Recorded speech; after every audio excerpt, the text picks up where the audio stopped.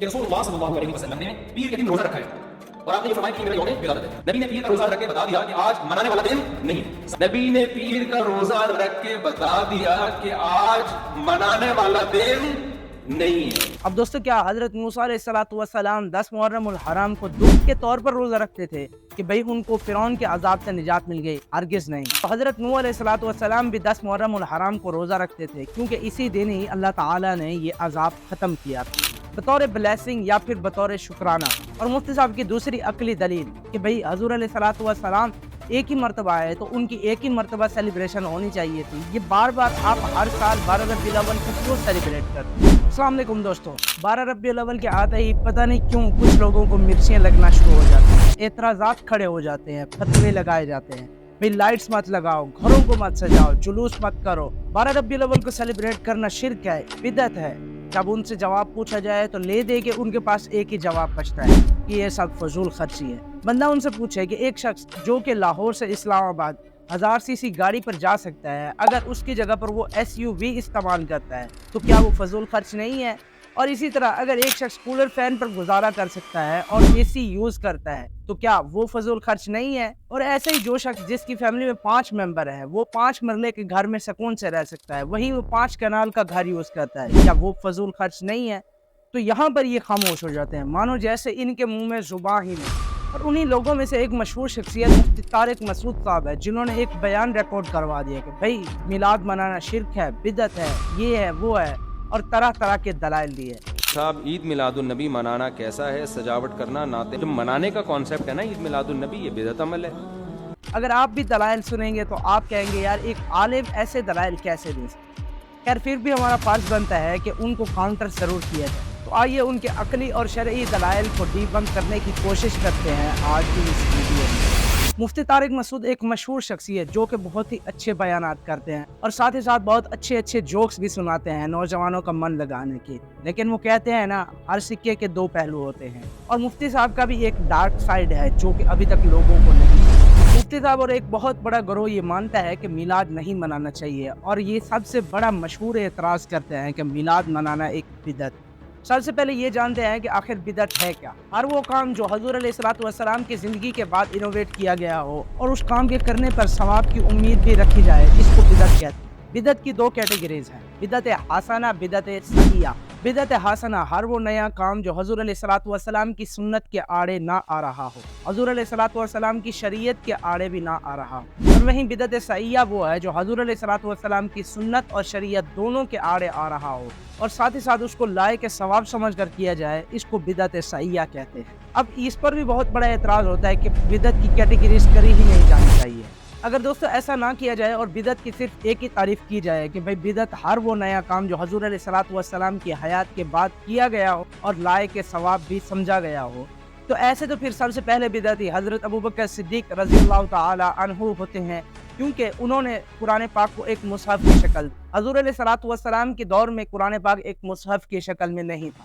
اور اس کے بعد دوسرے بڑے بدعتی حضرت عمر رضی اللہ تعالی عنہ مانے جائیں گے، کیونکہ انہوں نے تراویح کو باقاعدہ طور پر ایک جماعت کی صورت دی تھی، کیونکہ حضور علیہ السلام کے دور میں تراویح جماعت کے ساتھ نہیں بلکہ اکیلے پڑھی جاتی. اور نمبر 3 پر سب سے بڑے بدعتی آتے ہیں حضرت عثمان بن عفان، جنہوں نے جمعے کی دوسری اذان انوویٹ کی، کیونکہ حضور علیہ السلام کے دور میں جمعے کی دوسری اذان کا کانسیپٹ نہیں تھا. تو دوستو لامحالہ ہمیں بدعت کی 2 تعریفیں کرنی ہی پڑیں گی، ایک وہ بدعت جو بدعت حسنہ ہوتی ہے، ایک وہ بدعت جو بدعت سیئہ ہوتی ہے. اور اسی چیز کو امام شافعی نے بھی ہائی لائٹ کیا ہے، مگر صرف نام میں چینجنگ کر دیا ہے. وہاں پر انہوں نے بدعت سیئہ کا نام بدعت مذمومہ اور بدعت حسنہ کا نام انہوں نے بدعت محمودہ رکھ دیا ہے. اب جب اتنے بڑے علماء کرام بلکہ ائمہ کرام جب یہ قول کہہ تو آج کا عالم اٹھ کر کہے کہ بدعت کی کوئی 2 کیٹیگریز نہیں ہے، یہ سراسر اپنے جہالت کا اظہار ہے اور کچھ نہیں. اور مفتی صاحب اور اس گروہ کا دوسرا بڑا اعتراض کہ کیا صحابہ نے میلاد منایا؟ سنن نسائی حدیث نمبر 5428 حضرت ابو سعید خدری رضی اللہ تعالی عنہ مروی ہیں. آپ فرماتے ہیں کہ میں نے حضرت امیر معاویہ رضی اللہ تعالی عنہ سے سنا. حضرت امیر معاویہ فرماتے ہیں کہ ہم ایک سرکل میں بیٹھے تھے تو حضور علیہ السلام تشریف لائے اور پوچھا کہ اے میرے صحابہ تم کس لیے بیٹھے ہو؟ تو سب صحابہ نے مل کر جواب دیا کہ یا رسول اللہ صلی اللہ علیہ وآلہ وسلم، ہم اللہ تعالیٰ کی حمد اور اس کا شکر کر رہے ہیں. کیونکہ اس نے ہمیں اپنے دین کی ہدایت بخشی اور آپ کے ذریعے ہم پر احسان فرمایا۔ تو حضور علیہ الصلوۃ والسلام نے فرمایا کہ اللہ کی قسم تم اسی لیے بیٹھے ہو؟ تو صحابہ نے عرض کی یا رسول اللہ کی قسم ہم صرف اسی وجہ سے ہی بیٹھے ہیں۔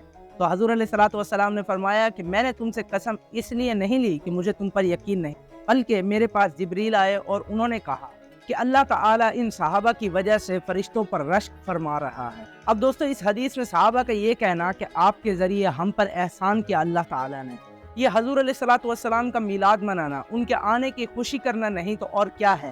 لیکن دوستو آپ میں سے ابھی بھی کچھ لوگوں کا یہ سوال ضرور ہوگا کہ بتیاں لگانا اب اس میں کہاں جائز ٹھہرا، جلوس نکالنا اس میں اب کہاں جائز ٹھہرا؟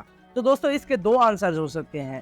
نمبر 1 پر یہ کہ خوشی منانے کا اب طریقہ چینج ہو چکا ہے، کیونکہ آج سے 500 سال 600 سال پہلے جس طرح کا کلچر تھا آج ویسا نہیں ہے۔ آج کے دور میں اگر کوئی بھی کسی چیز پر خوش ہوتا ہے تو وہ اسی طریقے سے اپنی خوشی کا اظہار کرتا ہے، چاہے وہ 14 اگست کو سیلیبریٹ کرنا ہو وہ بھی اسی طرح کیا جاتا ہے، گھروں میں چھوٹی چھوٹی جھنڈیاں لگا کر یا پھر ایک بڑا جھنڈا لگا کر، اور اسی طرح چھوٹی اور بڑی عید کو بھی منایا جاتا ہے گھر کو سجا کر۔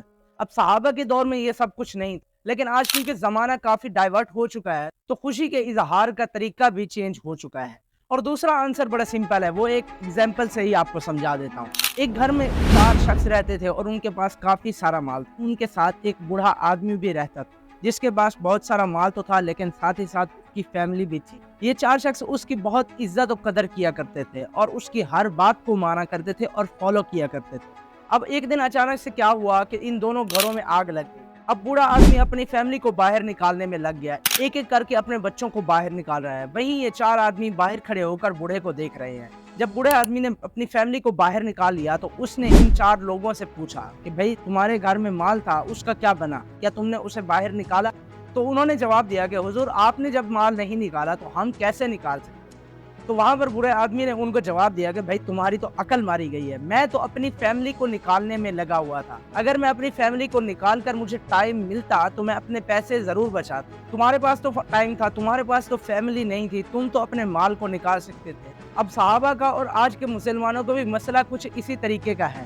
اب حضور علیہ الصلوۃ والسلام کے دور میں اگر صحابہ کو دین پھیلانے سے فرصت ملتی، جنگوں سے فرصت ملتی تو وہ گھر میں بتیاں لگاتے، گھروں کو سجاتے اور جلوس نکالتے۔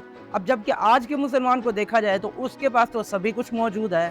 اب اگر وہ یہ کہے کہ بھائی صحابہ نے نہیں کیا تھا اور ہم بھی نہیں کریں گے تو یہ کسی عقل مند انسان کی سوچ نہیں ہو سکتی۔ اب ان سب دلائل کو سننے کے بعد ایک چھوٹا بچے کی عقل میں بھی یہ بات نہیں آئے گی کہ حضور کا میلاد منانا شرک یا بدعت ہے، چہ جائے کہ ایک مفتی کے عقل میں ایسی بات آئے۔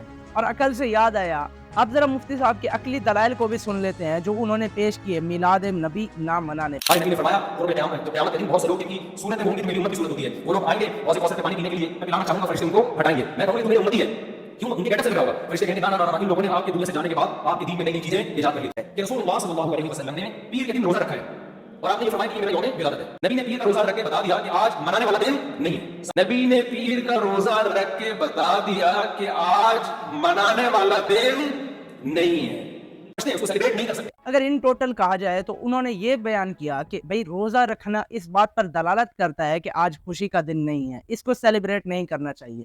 آئیے دوستو ہسٹری میں دیکھتے ہیں کہ کیا روزہ کسی چیز کو سیلیبریٹ کرنے کے لیے رکھا گیا ہے یا پھر اس کا غم منانے کے لیے رکھا گیا ہے۔ آپ میں سے کئی سارے لوگ 10 محرم الحرام کا روزہ رکھتے ہیں۔ آپ لوگ سوچتے ہوں گے کہ یہ حضرت امام حسین رضی اللہ تعالی عنہ کی شہادت کی وجہ سے رکھا جاتا ہے، لیکن اصلیت یہ نہیں ہے، بلکہ یہ تو حضور علیہ الصلوۃ والسلام کے زمانے میں ہی رکھا جاتا تھا۔ اس کی وجہ کیا تھی؟ حضور علیہ الصلوۃ والسلام نے دیکھا کہ یہودی 10 محرم الحرام کا روزہ رکھتے ہیں، پھر حضور علیہ الصلوۃ والسلام نے ان سے پوچھا کہ تم بھئی 10 محرم الحرام کا روزہ کیوں رکھتے ہو؟ تو ان یہودیوں نے کہا کہ اس دن حضرت موسیٰ علیہ الصلوۃ والسلام اور بنی اسرائیل کو فرعون کے عذاب سے نجات ملی تھی، اور حضرت موسیٰ علیہ الصلوۃ والسلام بھی 10 محرم الحرام کا روزہ رکھتے تھے۔ اب دوستو کیا حضرت موسیٰ علیہ الصلوۃ والسلام 10 محرم الحرام کو دکھ کے طور پر روزہ رکھتے تھے کہ بھئی ان کو فرعون کے عذاب سے نجات مل گئی؟ ہرگز نہیں، بلکہ ایک چھوٹے سے چھوٹا بچہ بھی اس چیز کو سمجھے گا کہ اس کو ایز اے سیلیبریشن رکھا جاتا تھا، بلکہ ایز اے بلیسنگ رکھا جاتا تھا کہ بھئی اللہ تعالیٰ کا شکر ہے کہ اس نے ہمیں فرعون کے عذاب سے نجات دی۔ اور اسی طریقے سے حضرت نوح علیہ الصلوۃ والسلام کی کشتی بھی 10 محرم الحرام کو جودی پہاڑی پر جا پہنچی، تو حضرت نوح علیہ الصلوۃ والسلام بھی 10 محرم الحرام کو روزہ رکھتے تھے، کیونکہ اسی دن ہی اللہ تعالیٰ نے یہ عذاب ختم کیا تھا۔ बतौर ब्लेसिंग या फिर बतौर शुक्राना। अब दोस्तों मुसलमानों की हमेशा से ही सेलिब्रेशन इबादत के साथ ही जुड़ी रही हैं। अब ये अय्याशियाँ करना या फिर खानों की दावतें उड़ाना ये मुसलमानों का वतीरा नहीं है, बल्कि मुसलमानों ने तो हमेशा से ही ऐसे सेलिब्रेट किया है किसी भी चीज़ को। और मुफ्ती साहब की दूसरी अकली दलील कि भाई हजूर अलैहिस्सलातु वस्सलाम एक ही मर्तबा है तो उनकी एक ही मर्तबा सेलिब्रेशन होनी चाहिए थी। ये बार बार आप हर साल 12 रबीउल अव्वल को क्यों सेलिब्रेट करते हैं? तो दोस्तों मैं मुफ्ती साहब से ही सवाल करना चाहूँगा कि आप शब कदर यानी कि जिस रात में कुरान पाक को नाजिल किया गया वो हर साल क्यों मनाते हैं या हम सब क्यों मनाते हैं? तो आगे से जवाब आता है कि भाई उस रात को कुरान पाक नाजिल हुआ था, ये बहुत बरकतों वाली रात है। तो हमने कहा कि जब कुरान पाक नाजिल हो तो हमें हर साल उसको सेलिब्रेट करना चाहिए, हालांकि नाजिल एक मर्तबा हुआ है। और जब बात आए साहिब कुरान यानी कि हजूर अलैहिस्सलातु वस्सलाम की, तो हम ये कहें कि एक ही बार सेलिब्रेट करना काफ़ी था। ये सरासर दोगलापन है और इसके अलावा कुछ नहीं। अगर दोस्तों वीडियो इन्फॉर्मेटिव लगा तो वीडियो को लाइक और चैनल को सब्सक्राइब ज़रूर कीजिए। इंशाल्लाह मिलते हैं एक नई वीडियो में, तब तक के लिए अल्लाह हाफिज़।